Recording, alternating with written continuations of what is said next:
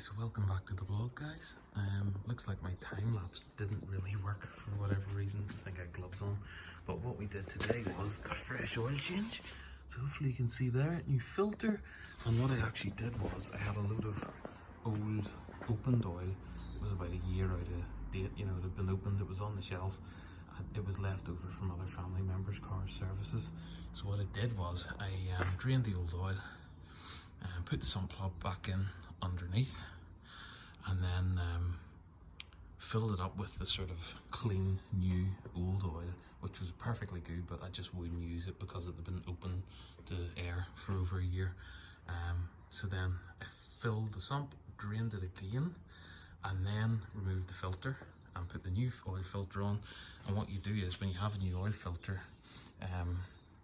you actually hold it and fill it with oil to the top to kind of prime it, and then put it on the sump, screw it on hand tight, and then I just filled in here, do you like the JDM style pointer, and filled the oil here, and yeah, that's it. Just check the level. Now my car, because it has an external oil cooler which is tucked away just kind of in here, you can't see it, between those lines from the sump, which are actually see,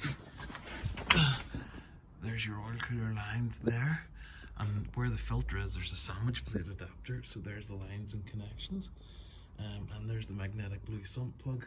So basically that adds an extra 2 litres to the system, which is brilliant for cooling and also just longevity of the oil and things like that. So it's a huge benefit on track days, it really is. It's a hell oil cooler.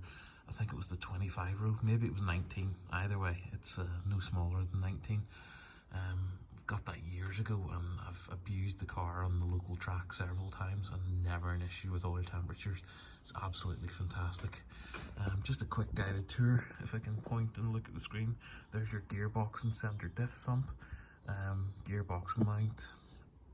What else? Here's your unequal length manifolds, just a brace there, your sump, that's about it. And there's the magical decap pipe that kicks out the flames on boost, so that'll be getting changed for MOT.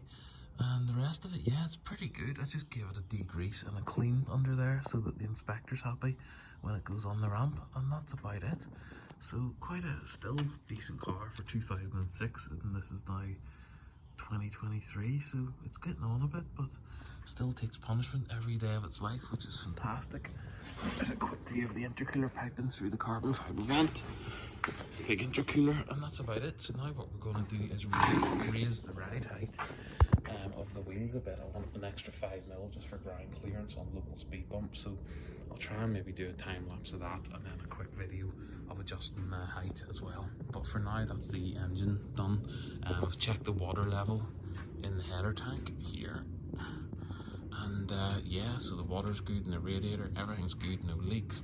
I'm going to check over here brake and power steering fluid just to make sure levels are good, and that's about it. All the lights work, and yeah, it's ready for the annual test.